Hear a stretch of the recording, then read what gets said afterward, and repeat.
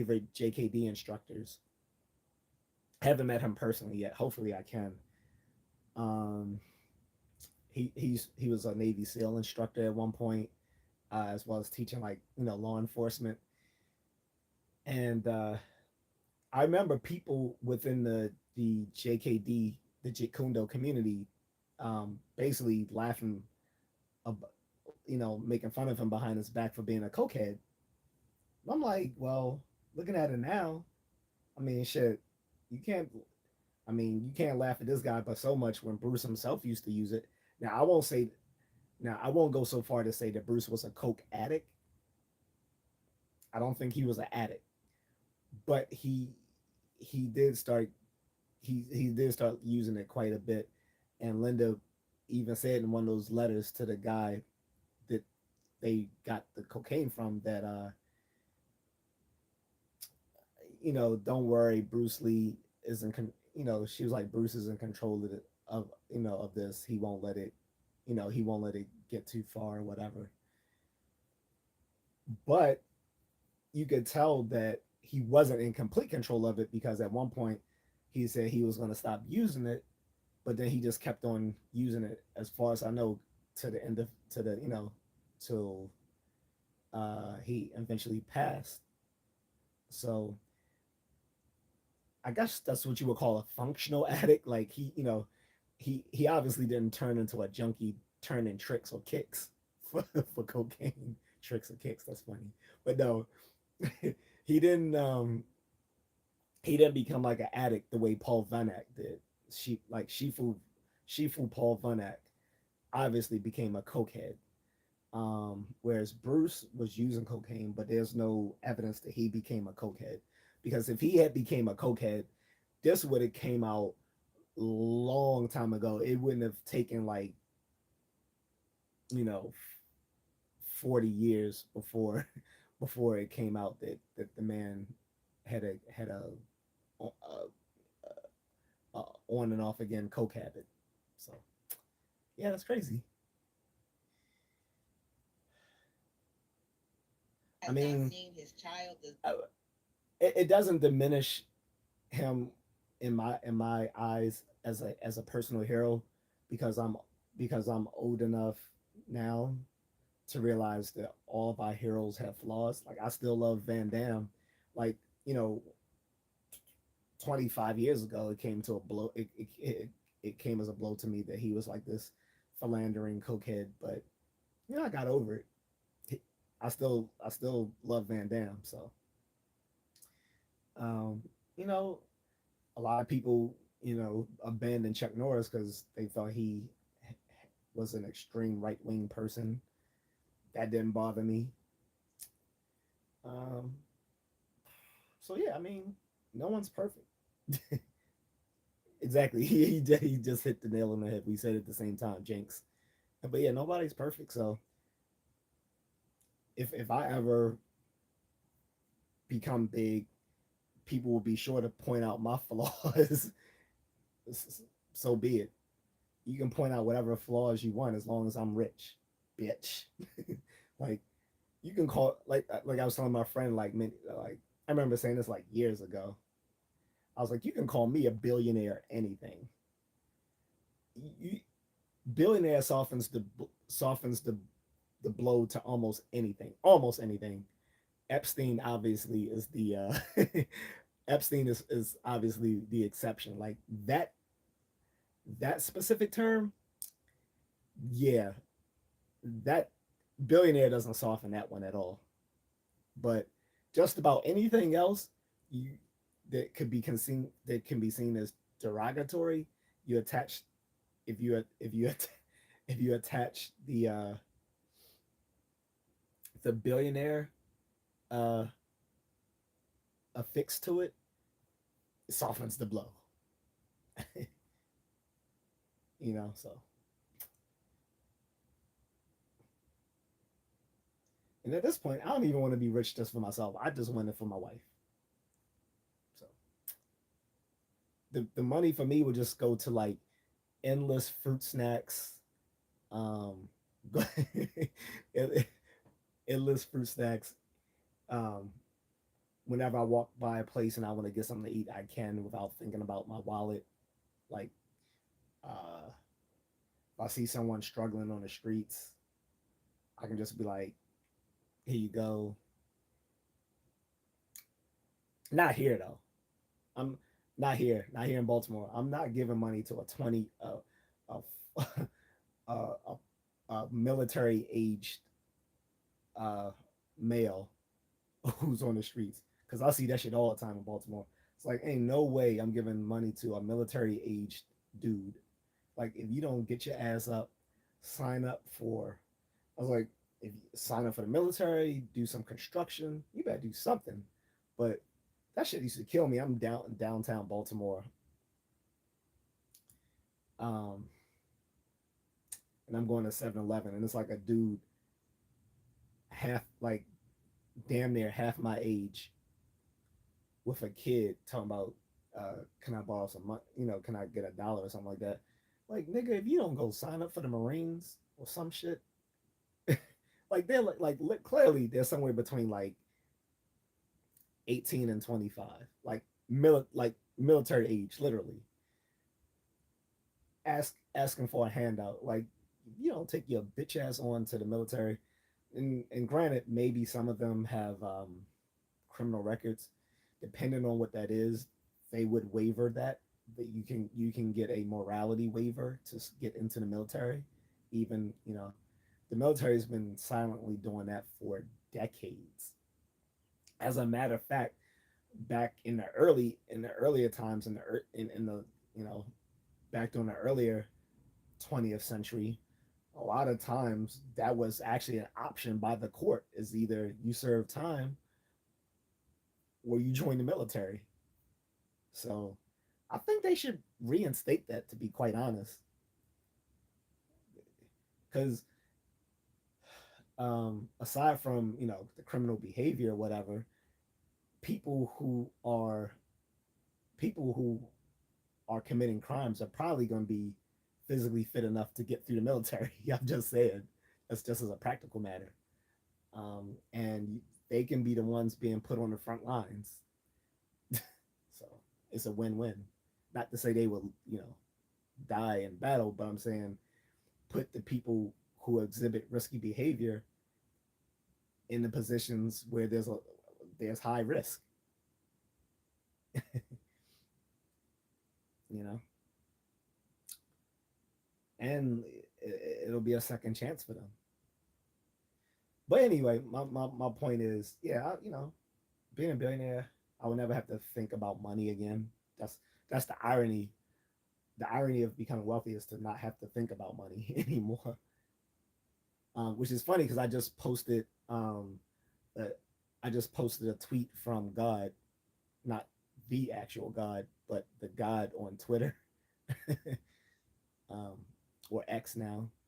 Um, I think he said something about everyone just needs $50 million or something like that, and I and I posted it on my Instagram stories.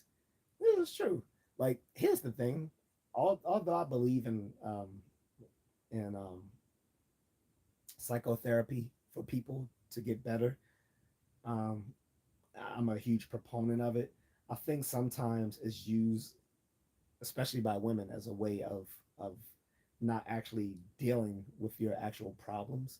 So that's my one problem with psychotherapy, is sometimes women use it as a cover for actually doing something about themselves. Then the second problem I find with psychotherapy is that I find it less useful for masculine men, because masculine men want to change, like they want to see things change. They don't want to just talk about their problems, which actually can end up making them feel worse. Uh, so, um, you know, this one psychotherapist, he has a YouTube channel here called Psych Hacks. He was saying, a lot of people don't need therapy. They just need, either a friend, or they could just profit from more money. Like, oftentimes the problems we have just come from a lack of money, and be better off maybe getting a second job and making more money so that you can have more disposable income than sitting on someone's couch for an hour talking about your problems. Like, it, a lot of men's problems would be instantly solved if you just gave them, if you handed them $100,000. $100,000 would be better than psychotherapy for a lot of men, to be to be quite honest. You know. So that's anyway. Get back to O'Shea roasting Big Tigger. Tigger in the Need a new basement. HVAC system Pause. fast? Constellation Home will give you a same-day estimate and quick installation. Plus, save up to $3,000. I think they tried to bring 106 in Park back as a Visit constellationhome.com. as a series on streaming on BET. None of these shows are gonna be that big anymore if they're on streaming as and not on network cable. During GMC Truck Month. Child does not know where this little girl is for over 7 years. And the reason why she lost According to Baltimore custody County of Police, the daughter was because she had left her in. Wait, what? Blessed, the father has not seen his child Hold up. for visitation. Murder underscore Inc. underscore B more. The disappearance of a Maryland girl who vanished amid a custody dispute remains unresolved more than 7 years later, as renewed public attention has been drawn to the case following recent social media allegations involving her mother, Aaliyah Brown, whatever. Aaliyah Brown was 10 years old when she was reported missing from her Ricerstown home. Oh shit! I'm gonna ask now I'm gonna have to ask my friend Marcus about that, because that's around his wheelhouse of that's near close to his where he rests. From her Ricerstown home on May 25th, 2019, now 17. She has not been publicly located. Investigators continue to list her as a missing child. Wait, what? If someone's been missing for 7 years, that person is either dead, which I hate to say, because usually within 48 hours it's a wrap for a child. But usually that person is either dead or another parent took them away because they didn't want them with the other parent. Or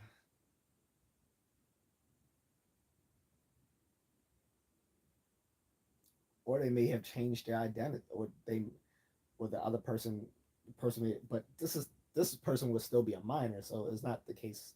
It wouldn't be the case that they would have changed their identity. Unlikely, because then there still would have been a paper trail. I mean, the other parent could have did that, but there would have been a paper trail, and that would have eventually led to something. But if someone's been missing for 7 years, especially when it comes to a child, yeah, that's not good. It's probably not going to be alive. Oh well. And the daughter went missing. The police said in their investigation it didn't look like there was any forced entry or anything. Nonetheless, the father has not seen his child, does not know where this little girl is for over Anyway, enjoy the 7 gym, years. bro. And the reason why she lost custody of the daughter was because she military had will left her teach in discipline. a car for 8 hours while she was at the casino. So Alicia Brown has a questionable past, okay? Her own daughter, as you've heard, went missing 7 years ago. Nobody's ever seen the daughter again. We can assume that the young lady most likely is not living. And this is the kind of parent that she is. But hold on. Based on local reports, it sounds like Alicia has a history of running game, weaponizing the legal system, running, absconding from whatever issue she's having. And I just don't know how Big Tigger even got caught up with her.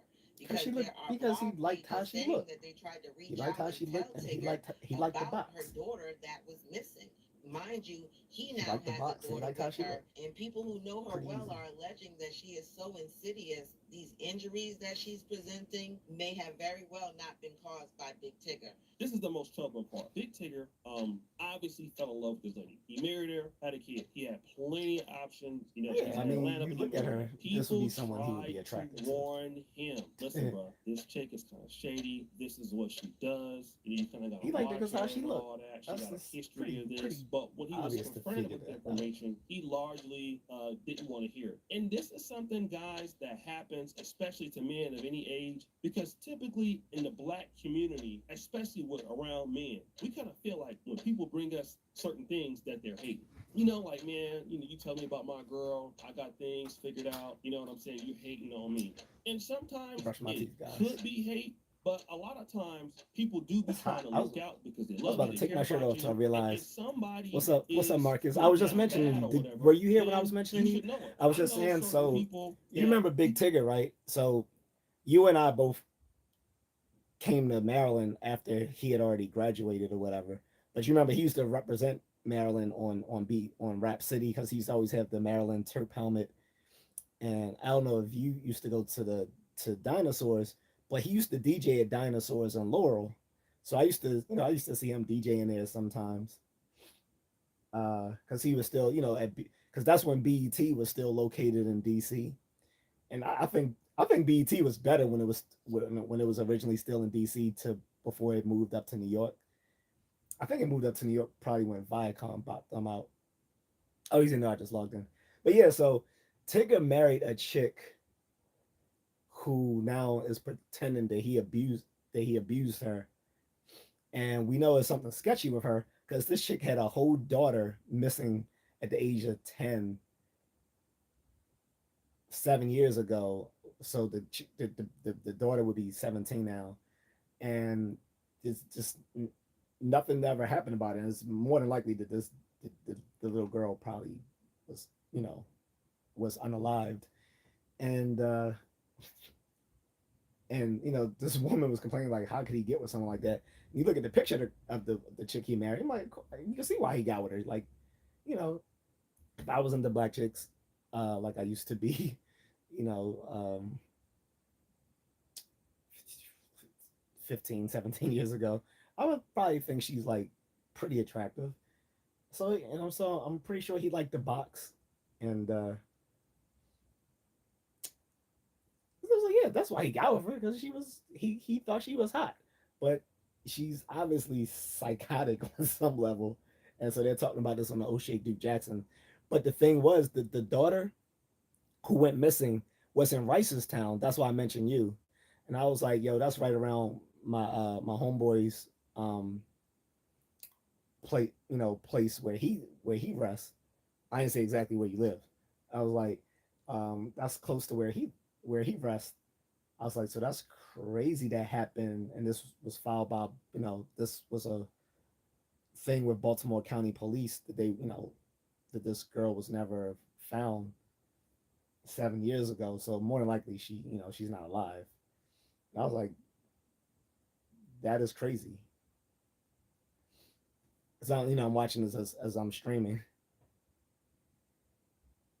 So I guess Tigger must be still in the Maryland area since he's dating someone who used to live in the Baltimore County area. But yeah, most of the dudes when they move from New York, they usually stay down here. Like Jason and Chris and all those other dudes that move down here. Usually when they come down here for school, that's the area they stay in. Like I think Jason lives in the DC area somewhere, as well as Chris and all of them. Shout out to them though. I hope they're doing well. Like everyone, every once in a while I see Jason posting something and I'll reshare it, but I haven't talked to him in years. Like I've talked to him on Facebook a few times, but it's been a while, and I haven't talked to Chris at all. Well, no, I think I talked to Chris once on Facebook, and a few of the other Sigma guys. Then they had which one of them? I think it was Chris whose cousin was the dude with the alphas. So, but anyway. Know stuff about a woman or a man that they are dealing with, and they just won't tell them. Then when something happened, they'll be like, well, man, why you didn't tell me? Well, because you wasn't going to listen. He's right, So he didn't listen. All right? Now, not only is this bad, Tasha K went and interviewed a brother by the name of Terrell. Yeah, he's still a good guy. Terrell Williams was in a relationship. He was funny too. Like with they current were gonna wife, make me a Alicia Sigma. Brown. I decided not to do it before they started the line. I told you about that. So because I was almost Phi Beta Sigma. Say I beat her up.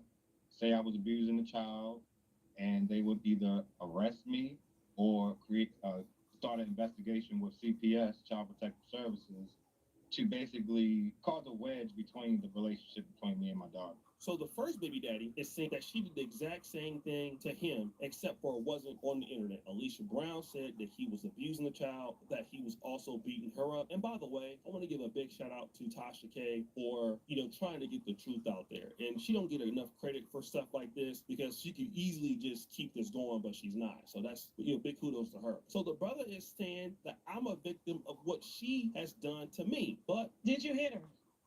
No. Children's Zyrtec 24-hour relief means less allergies and more play. For quality you'll love and prices you'll love even more. Harbor Freight. Hey, have you heard about this prediction market, Kalshi? Yeah, we'll let you trade on anything from sports to culture. What about UFO sightings? Yeah, that too. Why?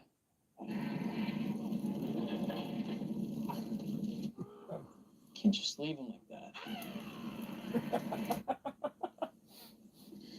I know.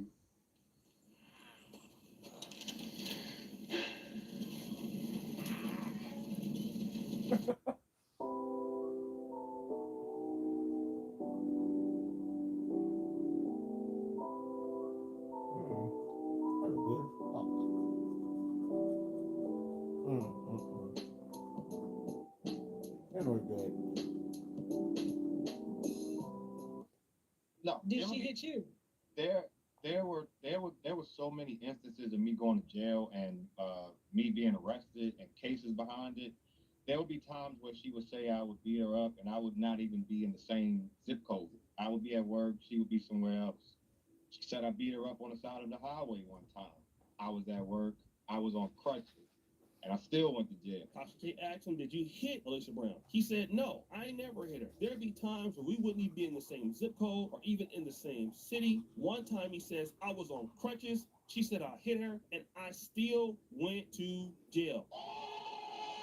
Guys, I'm not trying to paint all people with a brush or folks who are married with a brush. I'm not going to do that. But what I will say is marrying somebody is a big time thing, all right? Especially a guy like Tigger marrying somebody who's already had kids before. I don't know if Tigger has children, but she at least has one child before. And the fact that so many people knew about the situation, about her, it just showed me that he was largely overconfident. And one thing that I have a criticism of certain black men is that when we are brought certain information with somebody, a lot of times we feel like that doesn't apply to us. And women do the same thing too. A lot of women believe that they can kind of change a man. And unfortunately, we have some brothers out there that feel like they can change a woman. In other words, the dudes that she was messing with before, they never really had a real dude like me. So that's the issue. So once she deal with somebody like me, then I'm not going to have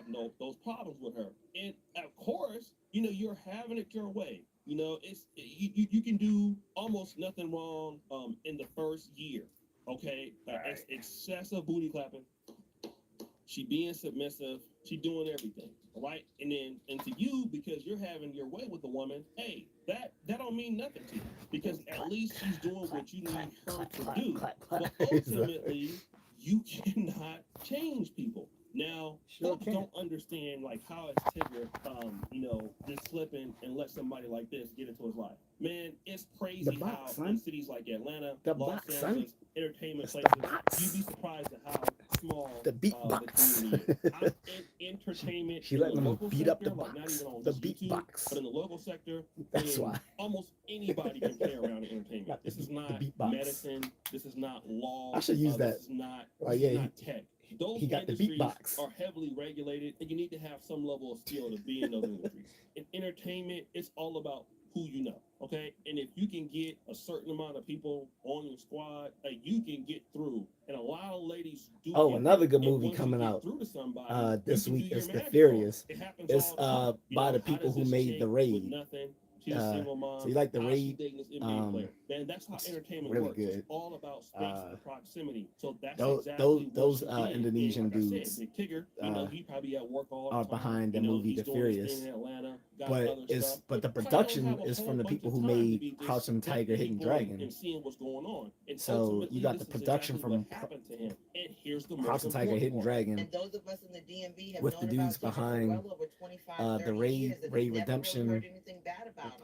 Tigger and a don't few other have those this movies. history, right? People in the DMV that's That been might knowing be a him for good a long movie. time. I bet you'll do better than all the they'll do better than all the major movies out right now. I mean, look, Backrooms and Obsession were like YouTube movies that beat out Mandalorian, Grogu, and Masters of the Universe. Major blockbuster films. Well, they were supposed to be major blockbuster films, and they're both flops. Supergirl's gonna flop in 2 weeks as well. But at least Masters of the Universe I heard is good, so I still want to see that. I'm not paying to see Mandalorian and Grogu. Matter of fact, I got it free on my Strumio app. I still don't want to watch it. I might eventually watch it on Disney Plus, but it just seems like a pointless movie. It's just like a side quest. Because violence against women, that's a serious thing. Like you can tell it was like originally supposed to be Mandalorian season 4, and they cobbled it together and made it a movie. On you because now people look at it. Oh, okay, this is a pattern. And for a guy to be in the industry for damn near 30 years, it is 30 years. He started doing voiceovers in '96. Absolutely terrible. You know, he probably at home stressing. He don't really know what's going to happen in the future. It's his first time he's ever been through this. He can't really go public. Yeah, dude, and talk looking rough about it. now. It's a public case.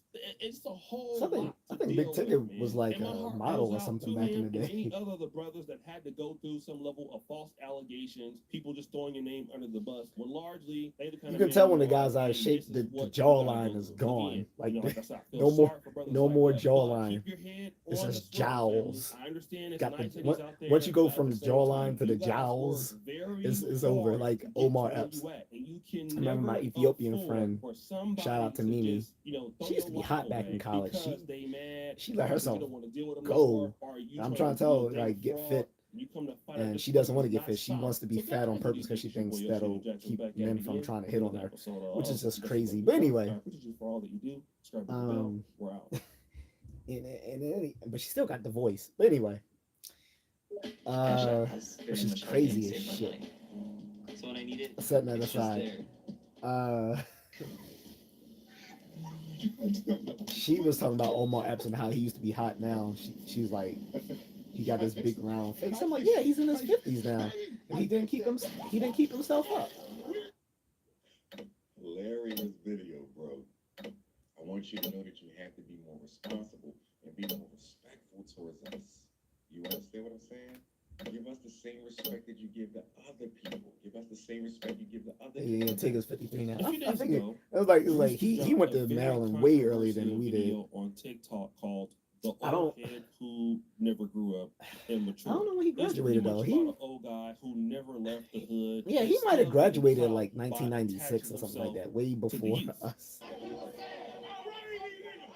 And then like when I started college, I started at the community level in '95. So Drewski and his I'm giving away my fellow age here. gang members But anyway, would make a change. I started college when I was 17 in '95, and I went to Montgomery College because I didn't know where I wanted And to, despite making the what change university I wanted to go to Islam, yet. they have this issue.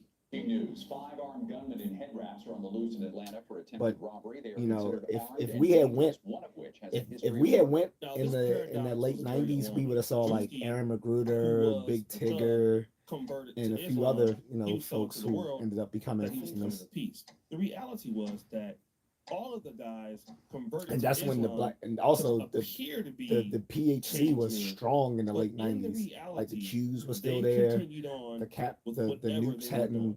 hadn't That yet was supposed to be the idea fractured of the into clip. two groups. But instead, The alphas and I sigmas want were you to know that you strong, have to be more iotas. responsible and be more respectful towards us. But You understand what I'm saying? yeah. Give us the same respect that you I give mean, the other I people. did Give come, us at least the I same came here in respect you give '99, the so I other got a whiff communities. of what it would have been like in the that guy was '90s the only one. to be on He didn't campus. actually want to make this Coming there in He made it '99. because he feels like I know you he's came like famous. 2 years He feels later. like he's made jokes and mockeries out of every minority or non-minority in the world, whether it's blacks, But, Caucasians, Hispanics, women, whatever the case may be.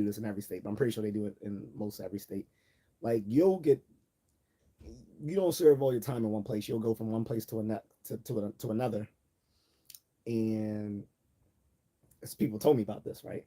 And especially when their security level goes down, so they might start off maximum, then go to medium, then minimum, then what's after that? What's under that?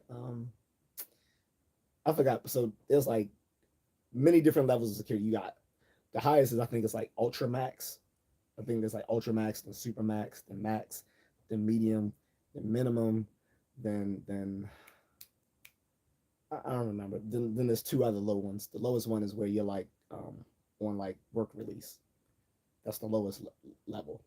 And anyway, so they'll go from different institutions, and you'll have some of these dudes that are straight clowns. Like they are a different religion or gang in every fucking institution they go to. So they're in one institution, and he's a fucking Crip. Then they get moved to another place, and now they're a Muslim. Get moved to another place, and now they Pyru or Bloods.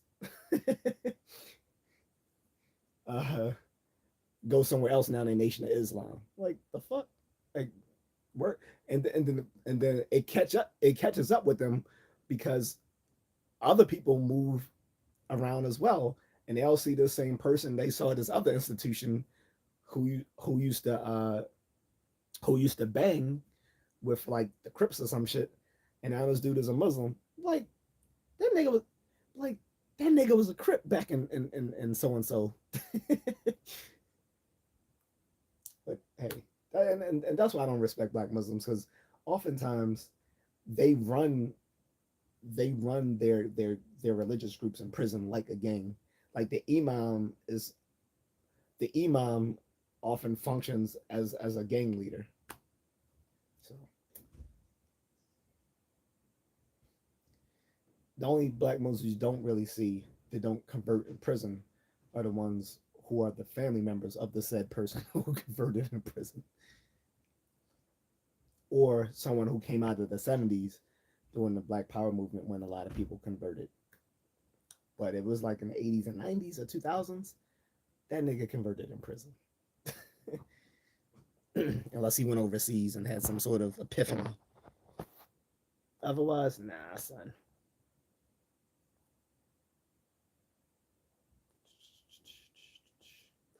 I don't know. I don't know why it's deleting your messages. What the hell? Marcus, are you still on here? Because the my AI just okay. Here it is.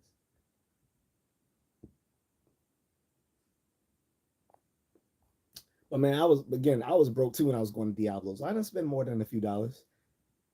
I can't even remember if there was an entry fee. And if there was an entry fee, like I said, it couldn't have been more than like $5 because I didn't have money. Like when I went to the club, I wasn't paying money. Especially the good thing about going with my Indian friend Mark is that he liked going there early, so we didn't have to pay anything. Like, you know how the DC clubs was where you had the VIP, the VIP thing where if you go online and you get your VIP pass through your email, and you just print that shit out and you bring it with you to the club.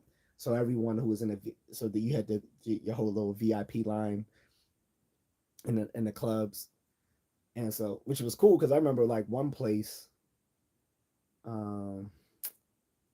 wasn't the Ritz. I forgot which. And it wasn't Quigley's. No, definitely not Quigley. And I forgot, but a few of the the nicer places. You remember like in DC, the VIP line would be the one where they would have like a heater out there for people in the VIP line, and there would be like the little canopy overhead, so we had to worry about rain or snow. Like we were just in there chilling in line, waiting to get through the VIP line, while the other people who were a bunch of moops sitting in the long line because they were too lazy or didn't know that you could just get a VIP pass for free online like we used to do. We were just, I mean, I guess because we were college students, we were typically smarter. So we would just get the VIP pass in our email by signing up to the to the guest list for the club, and we used to come to the club for free, VIP pass, be in a better line to get into the club quicker, have fun. So I used to go clubbing all the time, for free, especially since I didn't even drink. And when I did drink, uh, when I went with my black friends, now typically with them, we would have to pay an entry fee because they would get there so late that we would have to pay a fee, or we would still have the VIP pass, but they didn't have free drinks because, like, if you got there usually by 10 p.m. at the club, it was like, well, I think before 10:30 or before 11, whatever. I think it was like either before 10:30, before 11. It was like free drinks. Um, and usually the only thing you had to do was, like, you tipped your bartender, but it was like free drinks. So my Indian friend and I, we would just get drunk an hour before the festivities really kicked off in the club because we were there early enough to get the free drinks, like uh the OJ, all the little cheap drinks, like a tea, like a Long Island tea, and um, all that other sort of stuff. But and then, like I said, when it came to Diablo's, the strip club, I'm not sure if there was entry fee or not. If it was incredibly cheap because they assumed they were going to make money off you, tip buying drinks and tipping the strippers. I wouldn't go now because I'm not into black chicks like that. But back when I was still into black chicks, I really like Diablos.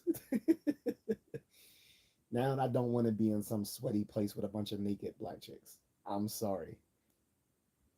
I know that sounds gay, but no. If it was a bunch of naked white or Asian chicks, hell yeah. But um, anyway, I was broke too, brother. I wasn't spending money like that. Don't think just because I went to the strip club, I was sitting there like making it rain. Nah, son. I was just sitting there looking. I was sitting there looking and smiling like I wasn't tipping. I was watching other people tip them, and I was just living vicariously through them. So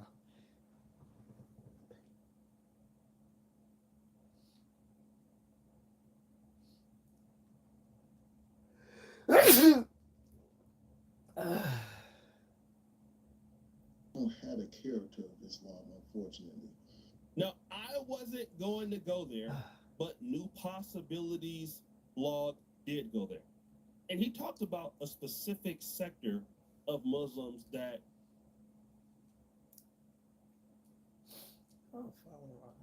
this back. Yeah. Islam. That was starting as early as the early 1940s, 1950s. And we know that with El Hajj Malik Shabazz. I see someone's wearing a nose piercing. It wasn't a septum, but it was like one of the nasal piercings. I thought the septum piercings was the worst thing, but some of these nasal piercings are worse, where they have like dangling stuff, like people have like dangling crosses and ox, or just like other like pearls and other weird stuff just hanging. That's he converted to Islam in prison. What? You got Bernard Hopkins, you already know I can't stand in nasal and septum piercings. They look so hideous to me. Islam. The only one that looks good on is Indian women, Indian and Middle Eastern women, because that's actually their culture. No one else is their culture. He converted in prison. I mean, there are just so many different guys that are like this. And another example of a person that has converted, maybe not in prison, but on the outside world, is Lil Durk, and also Lil Durk's father.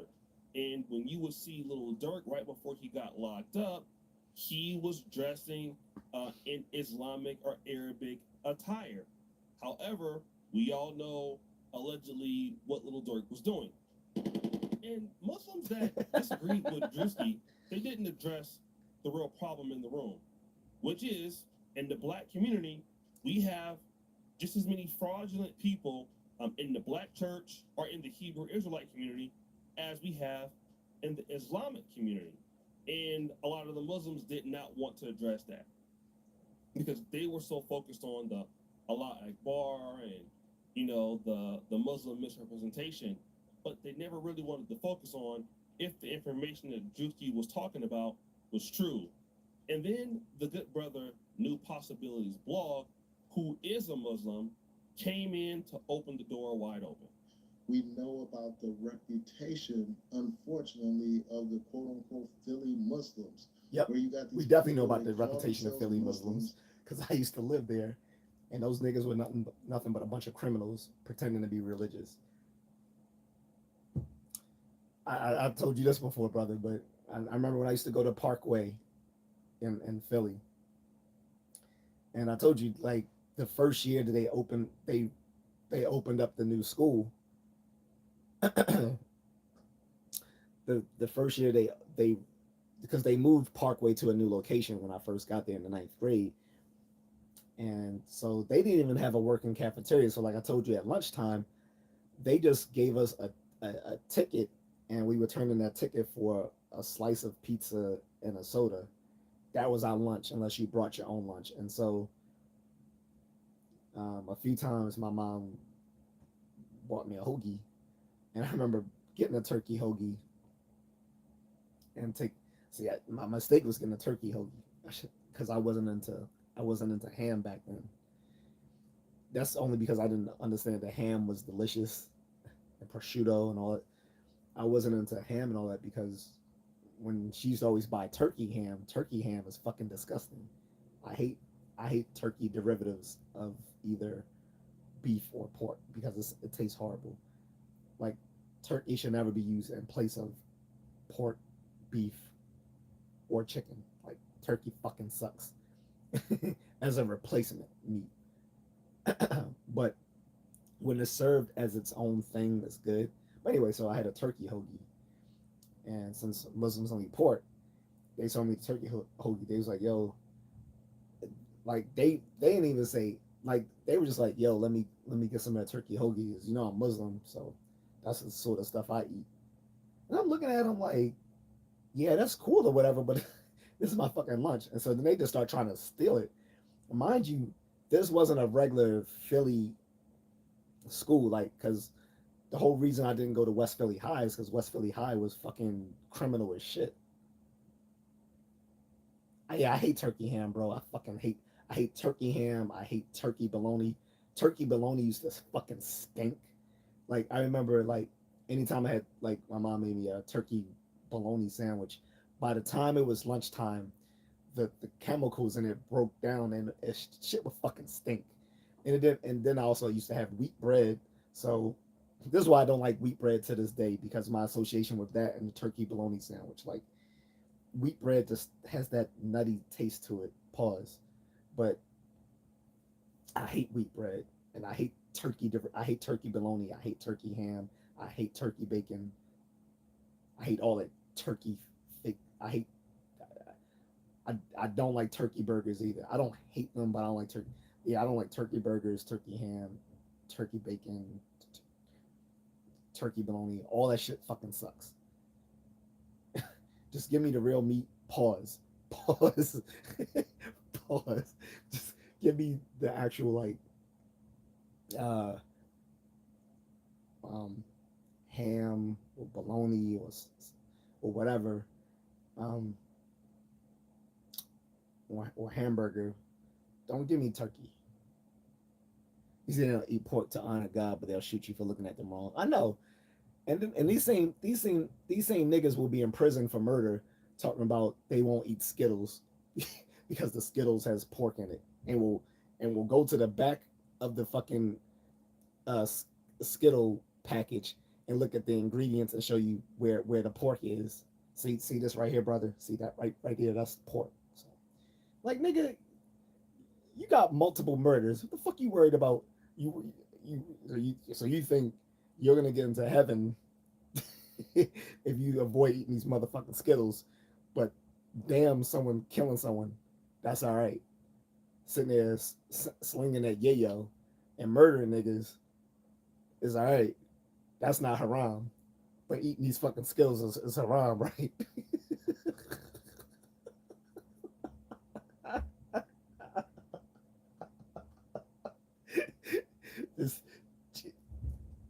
bacon cheeseburger will send you to hell, but murdering niggas is all right.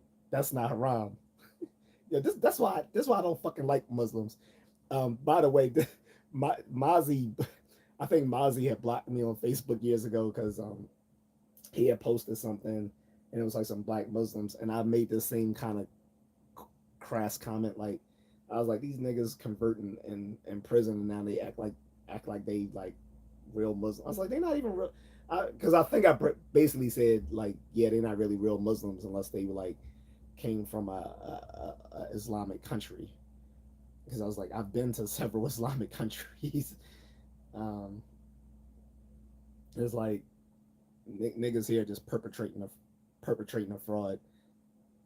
So I didn't put it exactly that way, but the way I put it, Mozzie blocked me because of that, because you know he's Muslim, but he wasn't. I don't even think he was one of, because he's one of those people who converted in like college or whatever. I mean, he didn't convert in prison, but Mozzie was not his Moz, you know, because his last name is Motafa now. That wasn't his real name when he first came to Maryland. When he first came to Maryland, I think his real name was like Belcher or something like that. It was not Mutafa or Mustafa. he gave himself that last name when he converted. So I mean, no love lost. I mean, Mozzie's still my boy. We both used to run that group on campus called Brothers in the Struggle.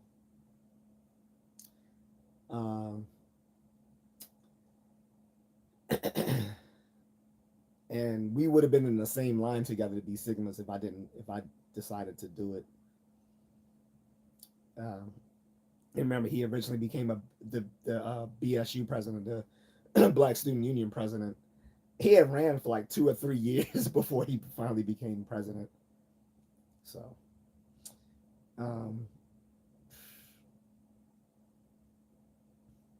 but anyway, yo, Philly Muslims are fucking whack. I'm sorry. If you're a Philly Muslim, no diss to you guys. If you're watching this broadcast on replay, but I lived in Philly, and you know some of y'all was fucking wrong the way y'all live.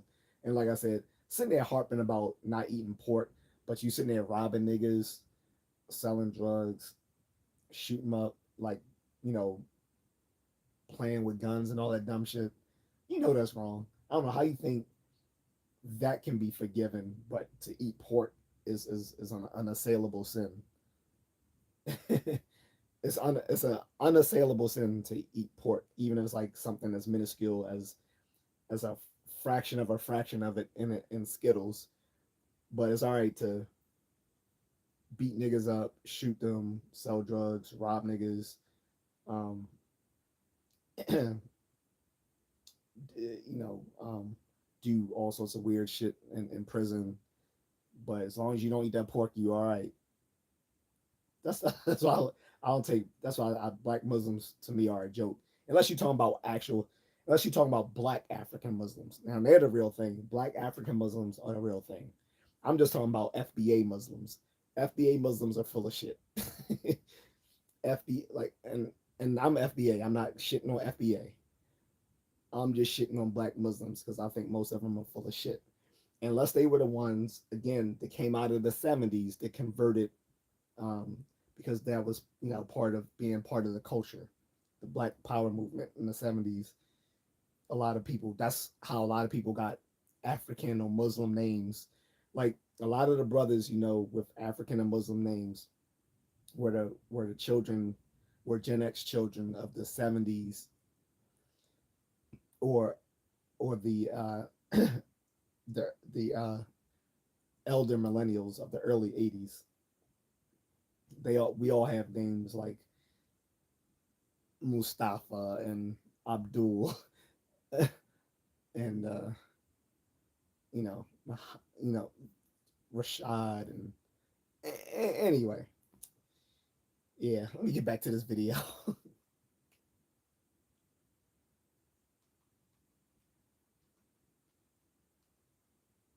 But they're selling drugs and they're killing their own people. Exactly. while they have the trappings of Islam, they have the greetings of Islam. Exactly. Some of them wear the clothes of Islam. They have the big bushy beards of Islam, but they don't have the character of Islam, unfortunately. Yeah, they all be having these bushy beards. That's definitely a Philly thing. But and the real shit, the real Muslims, some of them were clean shaven. Some, like I said, some of the real Muslims I met in the Middle East in college and even today are fucking clean shaven. Or if they do have hair on their face, it's trimmed up. They don't have these little wild ass looking beards looking like something from the Middle Ages. That's like they want to dress in the little Arabic thing, and it's like I can see them doing that on Jumar because a lot of them would get dressed up like that on Jumar. Like you see them going to the mosque downtown Baltimore on Fridays for Jumar, maybe dressed up. I don't have a problem with that. It's the ones who dress like that every fucking day. Like, come on, bro. Do you not have a job? Like, why are you? Come on. Like, I was like, even the Arabs and Turks, don't dress like that every day. Come on, man. It's like they try to have all the trappings of being a Muslim, except for like being a good person. Although then one could argue that even Arab Muslims fail in that regard because a lot of them embrace very radical beliefs. But that's we can set that aside. We'll set that part aside. What I'm saying is a lot of the black Muslims are just full of shit, and I'm not mad at Drewski for making fun of them. Possibilities blog did go there, and he talked about a specific sector of Muslims that are tied to criminality. I'm not trying to say that all of them are, but it is a known fact. Yeah, Tupac is a perfect example. Was Tupac Muslim though? Did Tupac convert? Black mafia. I know he was like strong with the Nation of Islam at one point. He and Ice Cube, but unfortunately, and they were actually setting up to do something. Unfortunately, are tied to murders together, but I don't know if he joined the Nation Islam. or if he became the brothers have beards. A Muslim. I'm not sure about Tupac's religious beliefs. They wear the same garb, but they're involved in this lifestyle. No, it wasn't him and Ice Cube. New. I think it was I want to talk Ice about Cube. Something that happened Sorry, in it was Tupac and Mike Tyson. Now, there was a brother by the name of Hamas Abdul Khalis. All right, this brother was initially. The brothers have beards. They wear the same garb, but they're involved in this lifestyle, and that's not new. I want to talk about something that happened in 1973. Now, there was a brother by the name of Hamas Abdul Khalis. All right, this brother was initially a part of the to know him as family, and he was named him an African name because they were Elijah Panthers. Muhammad. He was singing. No, Tupac's name is actually harassment an African. letters That's an Incan name. Tupac Shakur. I mean, Tupac Amaru was the name of a Incan of an Incan political rebel who rebelled against the Spanish government in I think Peru. So they named him after Tupac Amaru. That's why his name is Tupac Amaru Shakur. Tupac Amaru was an Incan political leader. It's a Native American, the Incans. Because I loved learning stuff about the Incans when I was a kid because I used to love that series called Mysterious Cities of Gold. They used to come on Nickelodeon back in the day. And I had a crush on the Incan girl on the cartoon Zia because she was this Incan, she was like this Incan, not priestess, but something. And I remember her and Esteban had this friendship. And then there was Tao, who was like a Mayan. And Esteban was, Spaniard. It was a good show. And then, anyway, that show sparked me becoming nerdy about Mesoamerican and Latin American, native, South American native culture. So I read about, the Incans and the Mayas and the Aztecs and the Olmecs all when I was a kid because of my fascination with the Mysterious Cities of Gold cartoon series. But yeah, Tupac Amaru, that's not African, that's Incan. Certain mosques, over 50, calling out Elijah Muhammad. And it was Mr. Hamas Abdul Khalis. Oh, shit. He called out. Of the Nation of Islam. And he was beefing that's why I'm with attracted to Elijah Mexican, Muhammad. Native American, He was and sending Peruvian women. some level of harassing letters to certain mosques. Over I would be 50, more calling out interested in the Elijah indigenous Muhammad. women than And the. it was Mr. Hamas Abdul I would Khalis be more interested in his the version of Sunni Latinas Islam who are of that converted indigenous the great basketball ancestry player than the Lou ones who have black Alcindor, ancestry. and that is how Lou Alcindor That's why I don't really care for the Puerto basically Ricans and became Dominicans Kareem because to me they're just Abdul-Jabbar, okay? to me they're just And black. Kareem They're just Abdul-Jabbar they're did just something biracial very black nice, girls to me who speak for Spanish. his leader is that he I bought like him a new house. all I right? like the Latinas who He bought come him a from house, like and this brother the lived regions where there's in no black Washington, D.C. people, And what like happened Bolivia because and of Peru Mr. and Hamas Abdul Khalis's stuff like that. Letters or harassment of Or if they're Elijah like, Muhammad, or if they're like you had some brothers white in the Hispanic. If Philadelphia they're like white Black Hispanic Mafia or they're who are also or a they're part indigenous of mestizo. the Nation of Islam Mosque, Yeah. number 12. But the ones who are like right? Dominicans and And Puerto what Ricans, to happened me, they're was just like brutal. they're just biracial black 7 of chicks these to me who men speak Spanish. visited his house in Washington, D.C. from Philadelphia, right? Like if I can look at you His and wives before were you killed, say anything, I just assume his you're a kids black were chick, killed. and to me, you're It just was a black terrible. I chick. don't even want to go into detail. 5 of these men who were in the Black Mafia had security Oh yeah, titles Black Mafia. So within he must be talking about Philly again because I remember Black Mafia, and I remember there was an offshoot of the Black Mafia called the JBM, the Junior Black Mafia, that was prominent in the '90s when I was a kid. I'm sure Ty can tell you about this too, because like I remember this kid at my school. Like again, this is supposed to be a magnet program, but there was a lot of niggas in this magnet program. Like I said, you had these Muslims trying to. They was stealing my sandwich from me, my hoagie. He had this other kid who I didn't know anything about this dude. I never spoke to him. I never tried to insult him or anything. And I'm just at my locker. He's saying something to me, and I just was ignoring him. I just looked at him and smirked and just kept and ignored him. He's like, you should, yeah. He said, you shouldn't disrespect me like that.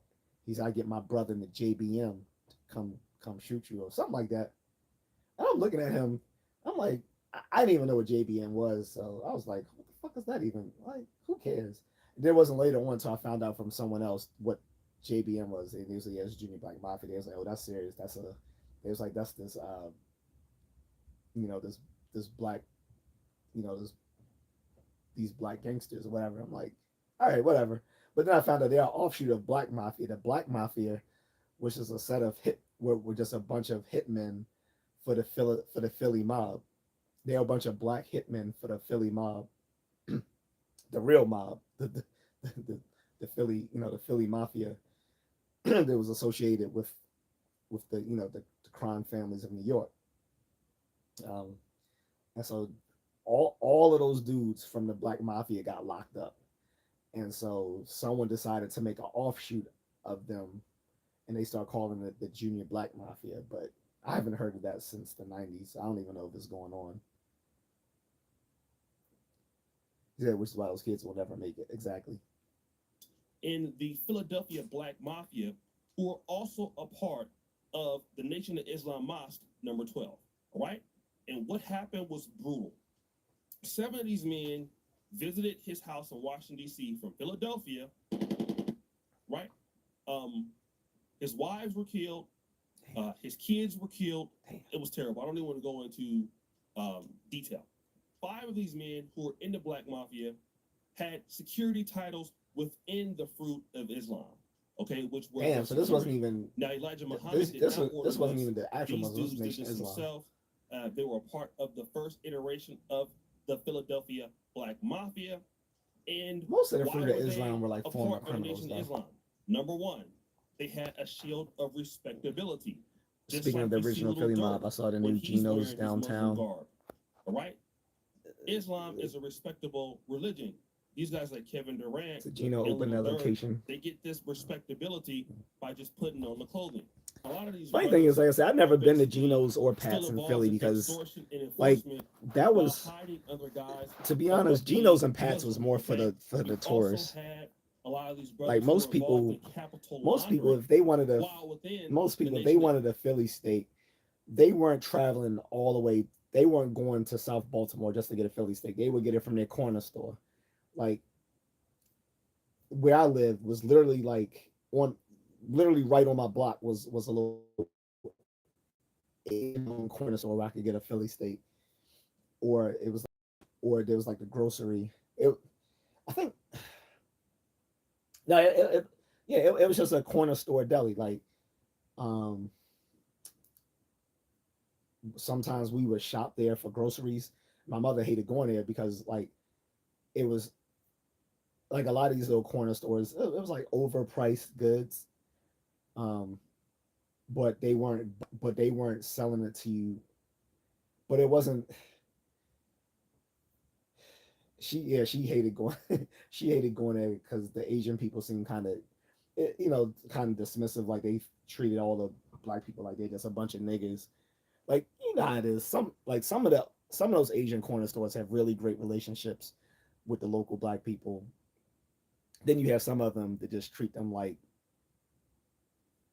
they're just a bunch of stupid consumers that, and not, instead of like customers who actually mean something to them. These people were of the latter sort. Like like you come in their stores, they weren't friendly or whatever. They just saw everyone as a bunch of niggas. um, and like I said, they weren't like they didn't offer good deals for what they were selling. So we had to wait, till us, my stepfather could take us to like an actual supermarket so we could get food, because like most ghettos, like it was a food desert. Like all you had was a bunch of corner store delis, um,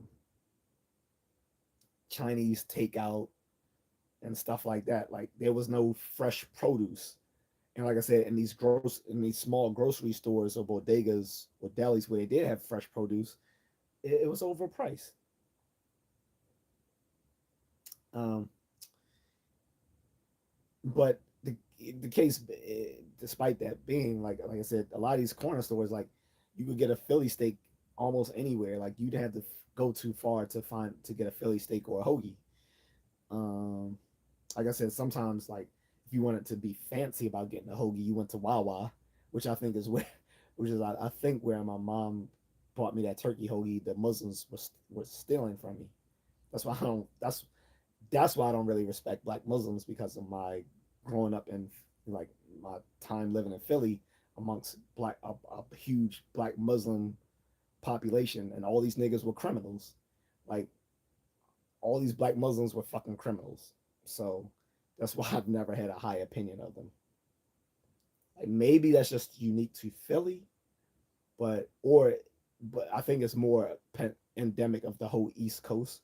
Like a lot of these niggas who are Muslims, Black Hebrew Israelites, 5%ers, they're all fucking criminals. They're all fucking criminals.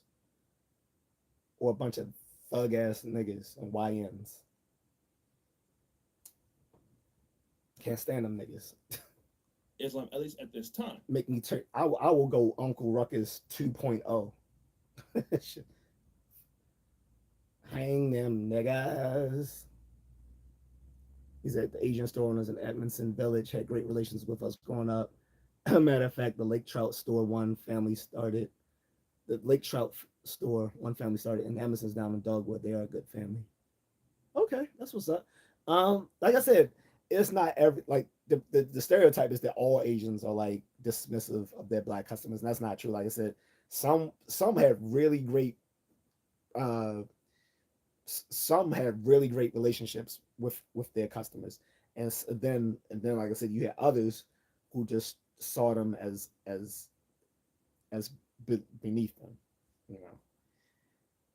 And I don't know if that was a Chinese versus Korean thing or that was just an individual thing. I think that was more of an individual thing.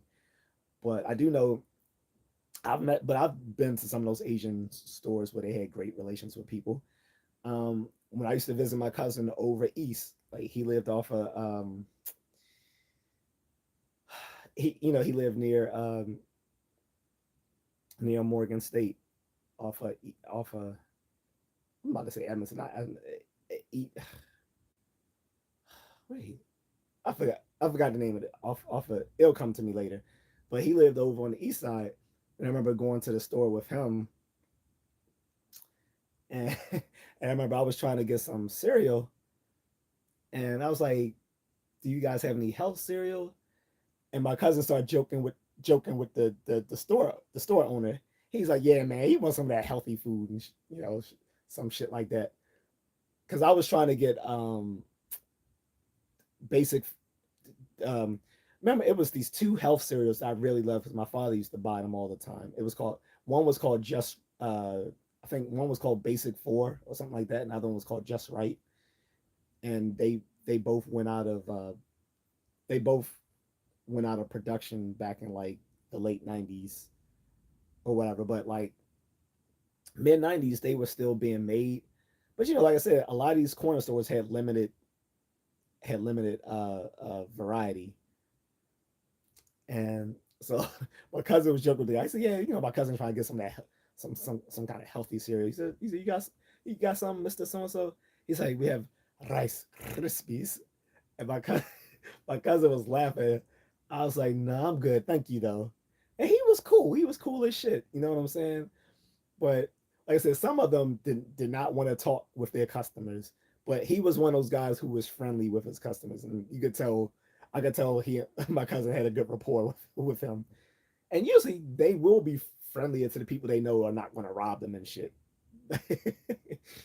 Which again, especially on the east side where my cousin lived, that was definitely a a fucking hood ass area. So it's good that he had a good relationship with customers, being he lived in a place where it could be 50-50.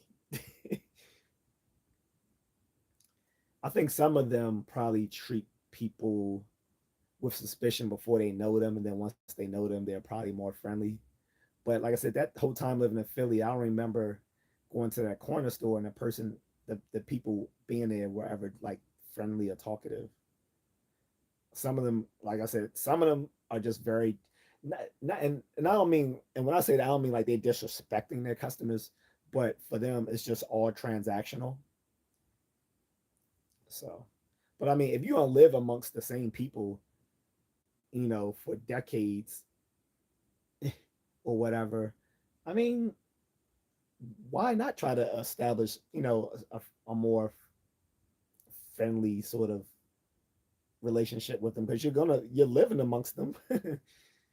um, like you may send your kids off to a good school, whatever, but I mean, until then, they are there amongst these kids, the locals. You're amongst these locals, making money off them. Why not have a friendly relation? And of course, the ones who prove to not be friendly, you treat them accordingly. But you know, um, I think it's not good business wise, good business sense to treat everyone as transactional. So, no. So they were having their cakes and eating it too. If that makes sense. Now, to make sure that Yuki didn't take the shot at the Muslims, I would go back to a certain part within the episode so you guys understand that what Juski was doing was not a shot at Islam itself or even Muslims. He's making fun of YNs. This is exactly what he was doing. Speaking of which, that YN Carmelo Anthony got exactly what he deserved. You gonna get into an argument with someone that stabbed him in the heart, man? Fuck him. If that's controversial, I'm sorry, guys. I didn't know it was controversial to dislike someone who murdered someone just because of an argument. But yeah. Allegations. How your lawyer be the 40? No. So I was facing 40. It was a probation violation. So you guys see that, right? This is Drewski. Drewski is funny. Allegedly being a gangster, and he's being asked about these allegations. If I wasn't online, I'd probably take the shirt off. I'm hot. I mean, I could, but I'm not gonna do that. I know you say evidence and allegations, but can you take us even like through how these murders were even put on you? You know, you got to think about this, and you got to take yourself and put yourself over here on that. This is Queso's father, Abdul Robinson Sr. Now, if you can see the style of interview, this is who he's making fun of, because Queso is always trying to look like he's young. I mean, he got tattoos on his neck. He dresses like he's a YN. And so he's also at the same time. Anyone over 30 need to stop trying to be a YN. I'm saying, if you over 30, stop trying to be a YN. And this is the exact situation. If you over 40, and I understand that nobody wants to have their you know religion you're a made fucking fun joke. of, or You ain't got no nobody wants goddamn to make business fun of things that are over close to 40, them. But acting like a YN, dressing like a YN, behaving like a YN. These things exist in the Muslim world. I mean, you still gonna commit I think they're crimes. just insane. I can't Look at stop what's you on going that on front. right now But in you don't have Minnesota to be with trying the to act like Somalis. you still And the like a Somalis 15-year-old kid. are all Muslim. And look at what is happening underneath their So watch. shout out It's to Drewski for making fun of these niggas. chaos. This is not all Somalis, but when you have billions of dollars in fraudulent money coming in Columbus, Ohio, you have all this money coming in through Minneapolis, and then you go around talking about you're the religion of peace, you're the religion of being righteous, but you know what we see here is fraud. And then when somebody calls you out for your fraud, then don't talk about this group, because you want to sweep it underneath the rug. Well, the problem is that if you're living a hypocritical lifestyle, somebody's going to call you out. What's up, It doesn't Keyshawn? matter if you're going to be, Muslim. It doesn't matter if you're going to be Christianity or Judaism. If you're living a hypocritical lifestyle, somebody's going to call you out. And the real situation is, if you don't want people to call you out, then be who you say you're going to be. And again, a lot of brothers join, Islam for the wrong things. I don't think it's a bad religion or anything like that, because I'm a Christian. But I do know that a lot of brothers, most guys who join it, do it because, number one, they can have Another phony ass Muslim is Andrew Okay. Tate. Yeah, I That's said one it. of the guys' selling point. Well, you know what? Let me go over Islam. Mind you, his it's brother still a Tristan manly is still religion. Christian. They don't really hate on men. It's and what just I can Andrew do that is I decided to can be have 4 Muslim, wives. fake ass Muslim. And so that's why I feel comfortable doing it. And that's why a lot of guys I'm do pretty it. sure that nigga eats more Another pork thing, than I too, do. Once a lot of celebrities go to these kind of bigger countries, And I'm not even Muslim. the Qatars, the UAE. As a kid, I was. What tends to happen is that it's a money play. So if you, a big time content creator, convert over to Islam, Which is another reason why I you can talk have the shit, because ability I to was network. I and, was a white Muslim and people kind of as a look at you kid. like that. You're literally getting more opportunity, and then now you can come back and have your 35 or 40 wives, and you don't have to be accountable for anything. And I could always say, problems always start with you. If you're not living right, somebody's going to come out and challenge you. So guys, what do you think? It's your boy OCD Jackson back in again. The other persona of the Sometimes OC makes good videos. We're out. Andrew's father's from Harlem. No, his father's from DC.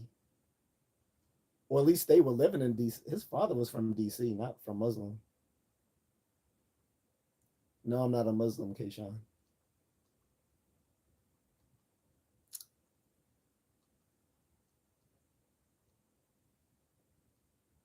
I want to watch some more O'Shea.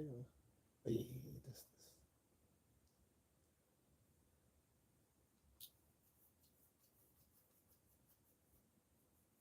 Would you circle the block with anyone? There is one. If they called, I would answer. In the early 2000s, the music industry was being completely destroyed by illegal file sharing networks like And I was Napster. I was all on Napster, son. But there would be I was all on somebody who Kazaa, would son. fix.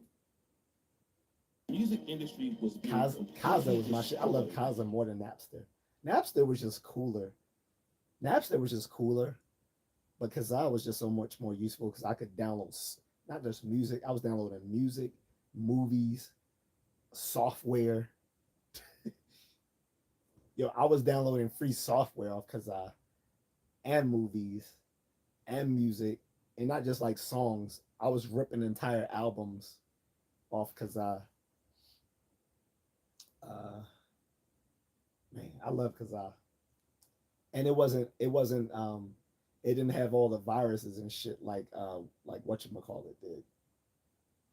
By illegal file sharing networks like Napster and Kazaa. But there would be somebody who would fix this, and that person would be Steve Jobs. On April 28th, 2003, Steve Jobs introduced the iTunes Music Store. He convinced major record labels to allow Apple to sell individual songs for 99 cents. It was a massive gamble that paid off instantly. Apple sold 1 million songs in the first 5 days.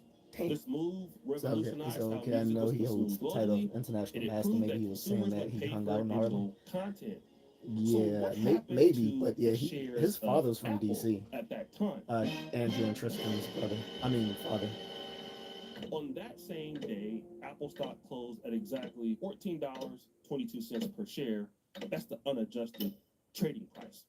That was just in 2003. By 2008, the original iPhone had been out for nearly a year and was actively disrupting the mobile industry. So from 2003 to 2008, it's only 5 years. How much did the stock go up to? It was $172.25 per share. Now, guys, stocks do split in many different ways because companies do it. But let me just be honest with you. If you invested $14.22 a share in 2003, in 2008, your value of investment was $344.50. That means you would have had a 2,322% total return. I know they speak very meaning well of that their father. Yesterday's price in 2003 was not the price in 2008. Got it? He's right, you know. But yeah, Tristan says he says he considers himself an Orthodox Christian. Actor, and he had a girlfriend for a few years, way before his relationship with Lori Harvey, and her name was Drew Sidora. Now, Drew Sidora is an actress / singer, and at the time, her and Michael B. Jordan were dating. Oh, I had remember no her kids. face. She was She 2 looked too years bad older back than then. him, but they had no kids, and they had a loving relationship, although it was kind of under wraps. By 2011, she would become a single mother, and Michael B. Jordan was coming up the ranks in Hollywood. By 2014, she would marry a guy by the name of Ralph Pittman, a businessman, and they would have 2 more other kids. So that's 3 kids by 2018, and Michael B. Jordan was still on his way to becoming an A-list actor. Fast forward. Recently, Drew Sidora happened to be on a podcast, and she was asked a very interesting question. He looks middle-aged now. Never have ever dated an A-list celeb. Oh, hello? Yes, absolutely. Well, I guess like you've kept it pretty private. Yeah. I don't know that you've told us. Mm-mm. No. Because, like, I got married. Now, she's being asked, have you ever dated a A-list actor before? She says yes, and it's pretty private, and she kept it private because at the time she was married and didn't want to disrespect her husband by She talking was about the pretty back in relationship. the day. That must have been like Let's talk about 20. her marriage. That had to been like 20 How years did it ago. turn out? Again, I have been met with She him was pretty wanting an back then. open relationship, For, you him know. wanting to have other women. He's not still been honest. I was waiting when Portia and Shamia asked, have you ever cheated on Drew? I was waiting for him to be honest. And he got choked up. And he just threw out no. Last year, she appeared on Carlos King's podcast and basically admitted to the world that her husband, Ralph Pittman, didn't really want to be in a committed monogamous relationship with her anymore. He needed to clap more cheeks, and she's now on the Real Housewives of Atlanta, or has been on that franchise for years. And basically, he didn't want to admit that he was sleeping with other women. So this is a problem. You had a kid by somebody in 2011 or 2012. You've given him 2 more other kids, and he wants to have an open relationship because for whatever reason, he feels that you are not woman enough for him. That box probably ain't She good, would son. say this. Would you circle the block with anyone? Ooh. There is one if, They called, I would answer. Okay. So, is there anybody that she would date? She says yes. There is another person I would date if they called. Now that's crazy. If they called, no offense to Drew Sidor, but Ain't you nobody have calling 3 her. kids by 2 different men. You're about to be divorced. Michael B. Jordan has no kids, and you expect that if he would call, Neither do I, ladies, but you I'm answer. taking. That's Here's crazy. the- But here's the most important part. You are both actors. Yeah. México le da la bienvenida al mundo. Trying to make some though. Y todo un pueblo. Like some twins or some triplets or some shit. Copa Mundial de la FIFA, México, Sudáfrica, jueves 11 de julio por Telemundo y Peacock. Everybody knows that the place to find a place is a OMG, y'all. Travelers swear by Man, I this hope they red play trip. that What's up with mom? YouTube ad where the chick is just talking crazy about Wonder what sex. this luggage friend said to I'm me? gonna let the whole thing play. Vocal fry. Whoa, pass that. Let's throw a penalty flag on the hospital monopoly. I mean, because I can't get in trouble for it. This is literally a YouTube ad. They gonna flag me for their own ads? That's I don't think 15 so. yards for price gouging. Yeah. He's very handsome. He Yeah. is a family man. If they did, You I have would kids. immediately challenge that. He'd be great as a stepdad. Wow. Whoa. The lady that's interviewing her is saying, wow, Michael B. Jordan is handsome. He's a family man. He would be a great stepdad. Oh, hell no! And I thought it was pretty interesting because I need some more when fruit she broke snacks. up with Michael B. Jordan, she probably Bro, had you, no clue what's up with the kind of man oh, that's why you said you that ate them. he The would fruit snacks be. with the yogurt. But the Because I problem seen is, some. Drew Sidor, I seen some at the just like supermarket, the but I'm not Apple sure if those are the stocks in ones that you bought. 2003 to That's why I didn't get 2008, them. Yesterday's price is not today's price, baby. Why is that? When a man fails, he can rebuild. Lost money, rebuild. Failed relationship, rebuild. Lost job, rebuild. Heartbreak, rebuild. Rough season, rebuild. Men have the ability to rebuild. And we've seen it with Michael B. Jordan. When he was pretty much left in the dumpster by Lori Harvey, he did Oh, you exactly buying more? what Alright, this lady cool. was saying. He rebuilt. By the time he got to Lori Harvey, he was already A-list in. 'Cause I don't know The how many price was already brands too make high it, for so her in is that 2020. crushed them. Then he went through that situation, rebuilt himself, and now his value is And that's even that more. much more. After The ones winning mixed the with Oscars. yogurt, that's even But then more of Men have the of ability me to being able to start say that's over not through candy. Because I already discipline. argue now that fruit Women, snacks on the aren't other candy. hand, often But if it's mixed with carry yogurt, I can even say emotional with wounds, even more trauma, confidence resentment, and evidence that it's distrust, not candy. masculine walls, heartbreak, comparison from old partners, and bitterness. Instead of healing, many women jump into new situations carrying the old pain. Men rebuild through discipline, while women tend to carry pain and resentment. In other words, when you're rebuilding through discipline, that means you're willing to give the world what they want in order for you to get further. While on the other hand, women's pain is about what can you give me? And I'm hurt, and this is how I feel. And I need to look out for myself, while as Michael B. Jordan is always looking at what can I give the world so I can get more back and gain more leverage. That's the difference. So now when you look at Michael B. Jordan in Drew Sidor and him calling her, well, she is very good looking, no doubt about it, but there is no real reason to call her. I mean, she's had her heart broke by her husband. She has 3 children. She has other priorities. And to be honest, she's She just doesn't too look as good expensive as she did back to then. deal with. And it's not because she's unattractive or not successful. He's just too successful. He has too much ammunition. He's just too disciplined to let his life go into a situation like that, which doesn't serve him. Man, and my Lori Harvey voice.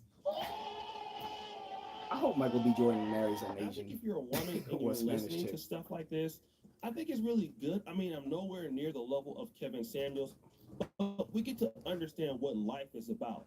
Life is about leverage. And women understand leverage in terms of beauty, but they don't understand leverage as it's undergirded in financial or economic or industrial or marketplace leverage. And that's different.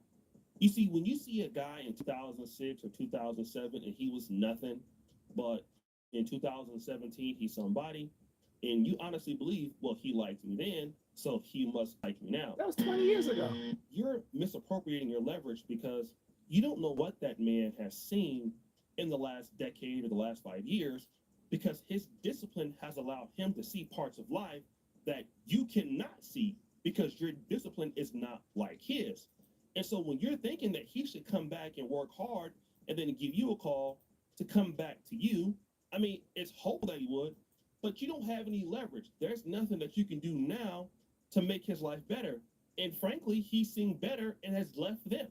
So there's no way he's coming back to you unless you can offer something that nobody else can, which you probably don't believe that you should. That's why he will never call. And when women understand leverage in terms of how masculine men coordinate and engineer leverage and how we look at it, then maybe I think that this idea of men and women, or especially in the Black community, Black men and Black women, the relationship would work better. But up until then, I think that we're going to have a fundamental issue here, because life is about leverage for men who have played out the longer game, and for women who have not delivered that level of leverage to the market or to the economy in the same way. And this is not for every guy, I understand, but this is for a guy that she wants, right? And that's important. And unfortunately for her, she's not going to get the call that she believes that she deserves. And it's unfortunate. But guys, what do you think? It's your boy, J.A.C. Jackson, back at it again with another episode of The Celebrity Junk. I appreciate you for all that you do. Subscribe to the bell. We're out.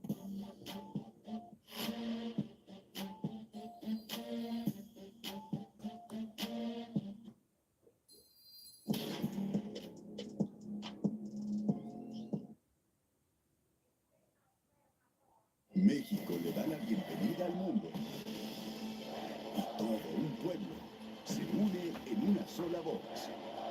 Copa Mundial de la FIFA, México, Sudáfrica, jueves 11 de julio por Telemundo y Peacock.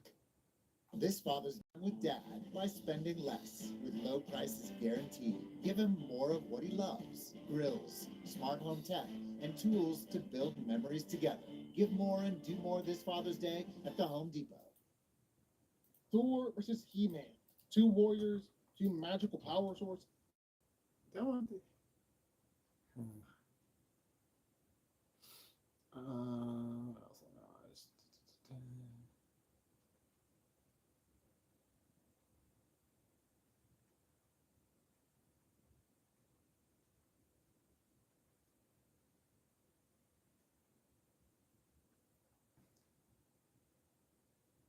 You ever watch a man in his late 40s pour a drink at 4 p.m. on a Tuesday, help his daughter with her algebra at 5, take a call from his mama's nursing home at 6, and then sit in his truck in the driveway at 9 just to get 10 minutes of quiet before he walks in his own house? No. You know that man.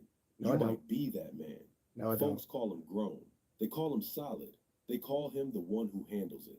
Nobody calls him tired because he won't say it. I'm Franklin, and today we're talking about a very specific stretch of Black men nobody really studies on purpose. The brothers born between 1973 and 1980, the late Gen X cats. Not the older Gen X who remember Reagan getting elected, not the millennials who remember 9/11 in middle school. I remember The Reagan ones getting in elected. between. I was The a ones kid. who turned 5 I was like right 5. when crack I hit, remember. turned 10 when the bodies started piling up, and turned 16 when the federal prison population had already multiplied several times over. I'm gonna wait till Bible study, brother. I'll let you later. All right, no problem. Most violent, most Check you later, surveilled man. stretches of modern Peace Black out. American life. I'm probably gonna get And off in then a few grew minutes up and got anyway. handed the bill for all of it.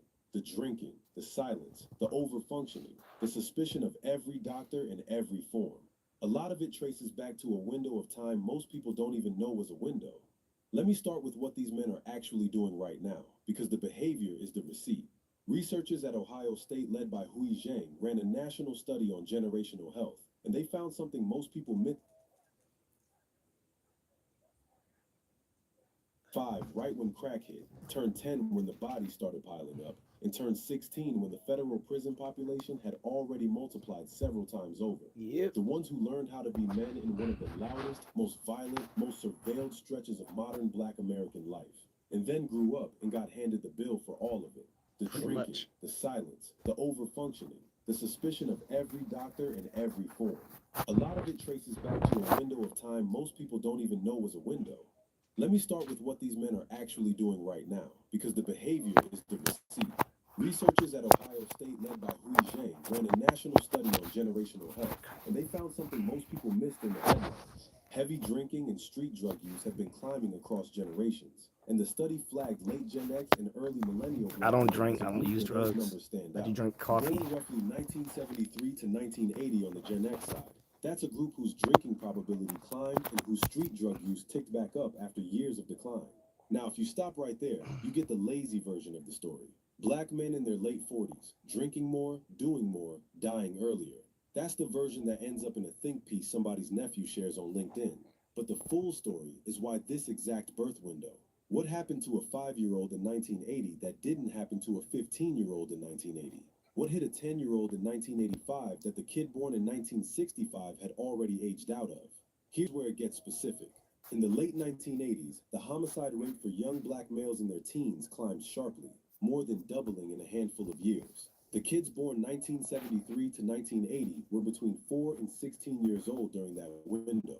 So picture the math. If you were born in 1975, you were 9 when the killing started climbing, and a teenager when it peaked. You didn't read about the crack era. You lived inside it as a child. Your cousins were the statistics. Your block was the data set. Your elementary school had assemblies about it. And while that was happening to you on the ground, the federal government was busy making it permanent on paper.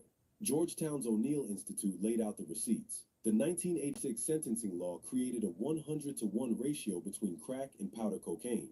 5 grams of crack got you the same mandatory minimum as 500 I be telling grams. people that, and they don't believe me when I said Biden was the author of this shit. Killing started climbing, and a teenager when it peaked. You didn't read about the crack era. You lived inside it as a child. Your cousins were the statistics. Your block was the data set. Your elementary school had assemblies about it. And while that was happening to you on the ground, the federal government was busy making it permanent on paper. Georgetown's O'Neill Institute laid out the receipts. The 1986 sentencing law created a 100-to-1 ratio between crack and powder cocaine. 5 grams of crack got you the same mandatory minimum as 500 grams of powder. About 80% of the people charged with crack offenses in federal court were black. The federal prison population for nonviolent drug offenses went from around 50,000 in 1980 to roughly 400,000 by 1997. So when you were in 3rd grade learning cursive, Congress was writing the law that would empty out parts of your neighborhood by the time you graduated high school. And then look at who got caught in it. A study published through the National Institutes of Health tracked the lifetime risk of going to prison by birth year. For black men born 1965 to 1969, the older Gen X, about 22% could expect to serve time. For black men born around 1981, the millennials right behind our group, the lifetime risk climbed to about 1 in 3. The 1973 to 1980 cohort sits right on the slope between those two numbers, going up. The reason wasn't a new decision to lock more people up. The laws written when you were a kid started biting when you became a teenager. So now you understand the floor these brothers were standing on when they became men. Crack at the door, homicide at the corner, federal sentencing in the air. And a country that had decided the answer to all of it was cages. You still. With me? Good. Because here's where it gets interesting. This same cohort, the one the data says is drinking more and using more, is also, statistically, one of the most involved parenting groups in the country. And almost nobody talks about that out loud. The CDC ran a national health statistics report that Newsweek wrote up a few years back. They looked at fathers who lived with their kids and asked who was doing the daily care: bathing, dressing, diapering, helping with the bathroom. Around 70% of black fathers said they did that every single day. About 60% of white fathers. About 45% of Hispanic fathers. Black fathers were the highest group in the country on daily hands-on care. The absent black father story is a story. The data tells a different one. And it gets sharper. A peer-reviewed study by J. Fagan in the Journal of Family Issues looked specifically at low-income black fathers, the group the stereotype was built around. Resident, non-resident, didn't matter. They were no less involved with their children than fathers of any other racial group. So what does that mean for the man we're talking about? The brother born in 1976? It means he's drinking on Tuesday and helping with algebra on Tuesday. Both things. He's the one who showed up. He's the one who decided whatever happened in his house growing up, whether his daddy was there or wasn't, whether his daddy was working 3 jobs or locked up or just checked out, he was going to be different. And he is. He just doesn't get a parade for it. He gets a Newsweek headline every 5 years saying the myth isn't real, and then everybody goes back to acting like it is. And here's the part nobody connects. The overfunctioning at home is part of the same nervous system that produces the drinking. You don't get one without the other in a lot of these men. The vigilance that makes you a present father is the same vigilance that won't let you sit still on a Saturday. The control that keeps you sober at your kid's recital is the same control that needs 2 drinks to come down off at night. The job that lets you afford the house is the same job that's been telling you for 20 years that you're lucky to have it. Speaking of the job, let me talk about the money, because this is where the story gets really uncomfortable. The Federal Reserve Bank of Minneapolis put out a report in 2024 on the income gap for Black workers. They looked at W-2 earnings, actual paychecks, not surveys. In 2019, the median Black man was earning about 62% of what the median white man was earning, 62 cents on the dollar. And the gap between 2009 and 2019 actually got wider at most income levels. Black men were the only male group in the country whose earnings fell relative to white men over that decade. Not stayed flat, fell. Now think about who was working through that decade. The 1973 to 1980 cohort. The brothers who were 29 to 36 years old in 2009 and 39 to 46 in 2019. The prime earning years of their lives. The years when other groups were compounding raises, building equity, getting promotions. This group was watching their relative position get worse. The reason wasn't laziness. The structure of work in America shifted, and they were the ones holding the short end. And while that was happening, something else was happening. Lead the meeting. Lose the noise. Smart modes, exclusively on the Lenovo Aura Edition AI PC imagined with Intel. Your aura is limitless. To achieve the things I've dreamed of, I'm not just going to do stuff when I want to do it. I'm going to do it when I'm tired. I'm going to do it when I'm stressed. I'm going to do it when I don't want to. That's why I really don't care how people Discipline and consistency is the only way forward. That's hard.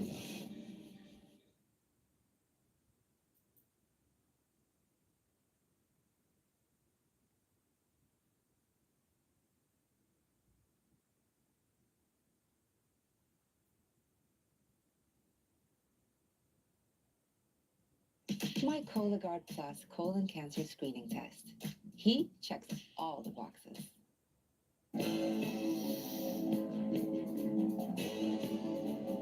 With new, gentler scents.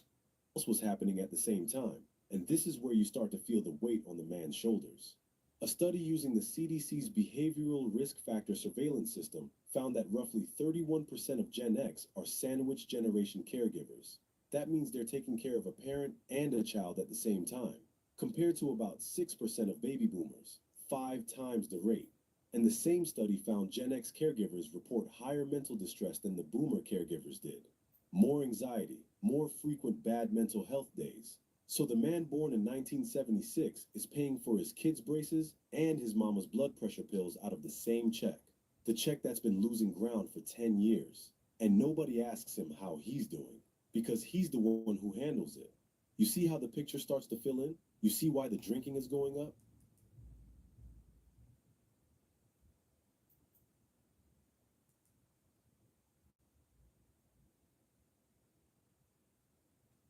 Frequent bad mental health days. So the man born in 1976 is paying for his kids' braces and his mama's blood pressure pills out of the same check. The check that's been losing ground for 10 years. And nobody asks him how he's doing, because he's the one who handles it. You see how the picture starts to fill in? You see why the drinking is going up? Now here's the thing. You'd think a man under that much pressure would go talk to somebody, get a therapist, get on a medication, get into a men's group, something. He doesn't. And the research says he doesn't, in numbers. A 2023 study by Coleman Karumba and her colleagues looked at Black men and mental health help seeking. Black men seek mental health care at significantly lower rates than white adults. The drivers they found were the things you already know if you grew up around these men. Self-reliance, emotional control, the idea that asking for help is what other people do. And it gets deeper.